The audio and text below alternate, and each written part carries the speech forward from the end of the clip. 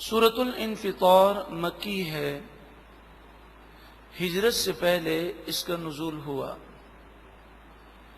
قرآن پاک کی ترتیب کے اعتبار سے اس کا نمبر 82 ہے، 82، اور نزول کے اعتبار سے بھی اس کا نمبر 82 ہے۔ اس میں 19 آیتیں اور 1 رکوع ہے۔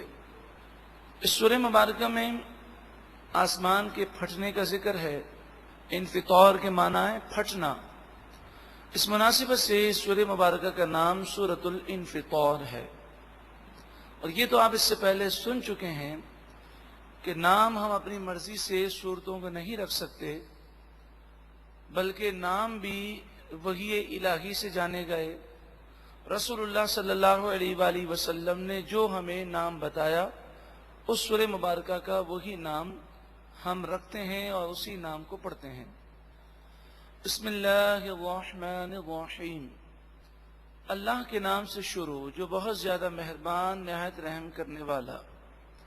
اذا السماء انفطرت، جب آسمان پھٹ جائے گا۔ قیامت کی ہولناکیوں کا ذکر ہے۔ ارشاد فرمایا جب آسمان پھٹ جائے گا۔ وَإِذَا الْكَوَاكِبُ انتَثَرَتْ، کواکب ستارے، انتصرت جھڑ جائیں گے۔ وَإِذَا الْكَوَاكِبُ انتَثَرَتْ، اور جب ستارے جھڑ کر گر جائیں گے۔ بحار کے معنی سمندر، دریا۔ فجرت بہا دیے جائیں گے۔ وَإِذَا الْبِحَارُ فُجِّرَتْ، اور جب سمندر بہا دیے جائیں گے۔ جیسے گلاس میں پانی ہو اور گلاس خالی کرنا ہو تو گلاس سے ہم پانی کو بہا دیتے ہیں، اس طرح جب قیامت واقع ہوگی تو سمندروں کے پانی کو بہا دیا جائے گا اور وہ فنا کی طرف چلے جائیں گے۔ وَإِذَا الْقُبُورُ بُعْثِرَتْ، اور جب قبریں کریدی جائیں گی، کھولی جائیں گی اور ان سے مردے نکالے جائیں گے۔ بعثرت، کریدی جائیں گی۔ علمت نفس ما قدمت واخرت، ہر جان جان لے گی۔ ما قدمت، کیا نیکی اس نے آگے بھیجی۔ واخرت، اور کیا مال اس نے پیچھے چھوڑا۔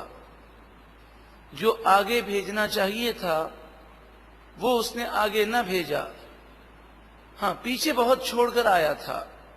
بینک بیلنس، فیکٹری، گھر، بنگلہ، کاریں، وہ سب دنیا کے اندر تو موجود تھیں۔ فانی دنیا کے لیے ساری کوششیں کی، لیکن جو آگے بھیجنا تھا اس کی طرف توجہ نہ تھی۔ لیکن کل بروز قیامت اسے احساس ہوگا کہ کیا میں نے آگے بھیجا اور کیا مال میں نے پیچھے چھوڑا۔ یا ایھا الانسان ما غرک بربک الکریم، ما غر، کس نے دھوکے میں ڈالا۔ اے انسان، رب کریم کے بارے میں تجھے کس نے دھوکے میں ڈالا۔ کیا دنیا کے مال، یا دنیا کی لمبی زندگی، یا دنیا کا عیش و عشرت، یا شیطان، یا نفس، کس چیز نے تجھے دھوکے میں رکھا۔ کیا تو جانتا نہیں ہے وہ رب جو اتنا کریم ہے کہ جس نے تجھے پیدا کیا اور پیدا کرنے کے بعد تیری ساری ضرورت کی نعمتیں تجھے عطا فرمائیں۔ الذی خلقک، وہ ذات جس نے تجھے پیدا کیا۔ فسواک، پھر تجھے ٹھیک بنایا، تیرے اعضاء صحیح اور سلامت پیدا کیے۔ فعدلک، پھر تجھے ہموار کیا، ایک متوازن جسم عطا فرمایا۔ یہ نہیں کہ آنکھ اتنی بڑی کہ عجیب و غریب شکل بن جائے، آنکھ کا وہ شیپ دیا جتنی ضرورت تھی۔ یہ نہیں کہ کان ہو اور ہاتھی جتنے ہوں، ہاتھی کا جسم بڑا ہے تو وہاں پر جو کان اللہ تعالیٰ نے عطا فرمایا وہ بڑے کان بڑے خوبصورت لگتے ہیں، لیکن انسان کے جسم کے مطابق اسے کان دیے گئے۔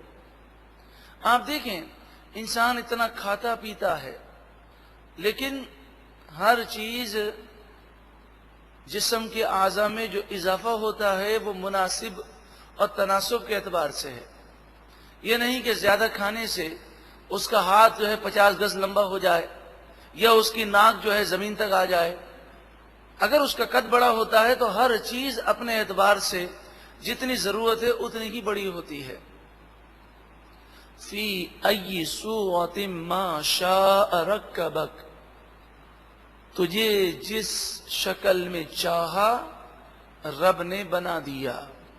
کسی کو گورا، کسی کو کالا، کسی کی شکل کیسی، کسی کی کیسی. جب پیدا ہونے میں تم اپنی مرضی کے مالک نہیں تو اب زندگی بھی اللہ تعالی کے حکم اور اس کی مرضی کے مطابق گزارو. کلا، ہرگز نہیں. انسان کو ہرگز دھوکے میں نہیں پڑنا چاہیے. بلکہ تمہارا یہ عالم ہے تکذبون بالدین، تم فیصلے کے دن کو جھٹلاتے ہو. وَإِنَّ عَلَيْكُمْ لَحَافِظِينَ، حالانکہ بے شک تم پر نگہبان فرشتے ہیں.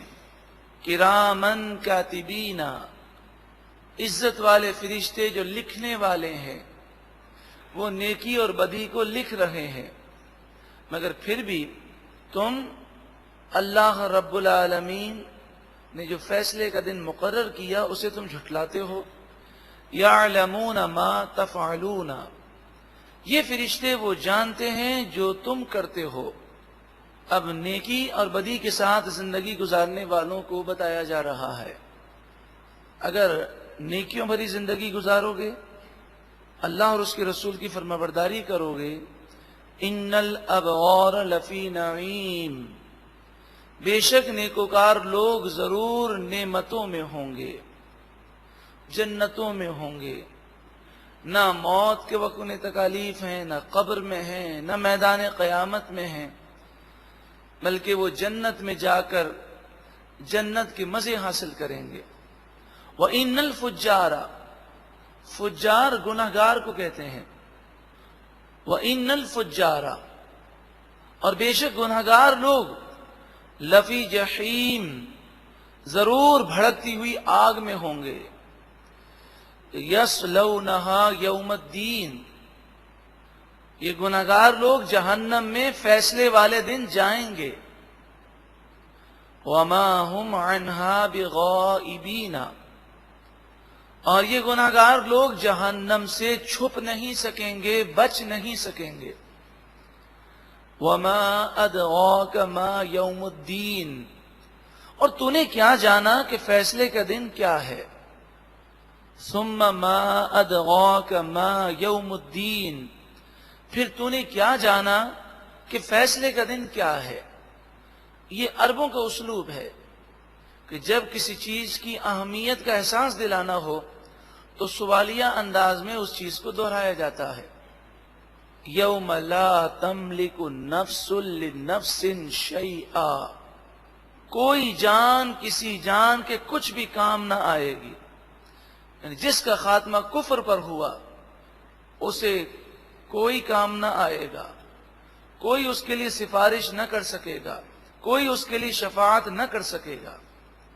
لیکن جس کا خاتمہ ایمان پر ہوا، اللہ تعالیٰ جس پر رحمت فرمائے گا تو اللہ کے نیک بندے اس کی شفاعت کریں گے. جائے گا تو وہ اللہ کی رحمت سے جنت میں، مگر نیک بندوں کے مقام کو اللہ تعالیٰ وہاں دکھائے گا. گناہ کرنے والے کو سوچنا چاہیے کہ جہاں تک شفاعت کا تعلق ہے کافروں کی شفاعت نہ کی جائے گی. اگر گناہوں کے سبب ایمان برباد ہو گیا تو پھر کیا ہوگا. وَالْأَمْرُ يَوْمَئِذٍ لِلَّهِ، اس دن تمام معاملات کا اختیار صرف اللہ کو ہے. یوں تو ہر لمحے تمام معاملات کا اختیار اللہ ہی کو ہے، لیکن دنیا کے اندر اللہ تعالیٰ نے ذرائع اور اسباب پیدا کیے. انسان میں بظاہر کچھ طاقتیں ہیں لیکن وہاں پر انسان کی بے بسی کا مکمل اظہار ہوگا. اللہ رب العالمین اس آیت کریمہ ان الابرار لفی نعیم کے مطابق ہمیں نیکیوں بھری زندگی گزارنے اور دنیا اور آخرت کی کامیابی حاصل کرنے کی توفیق عطا فرمائے۔ ایک مرتبہ محبت کے ساتھ درود و سلام پڑھیں۔ اللہم صل علی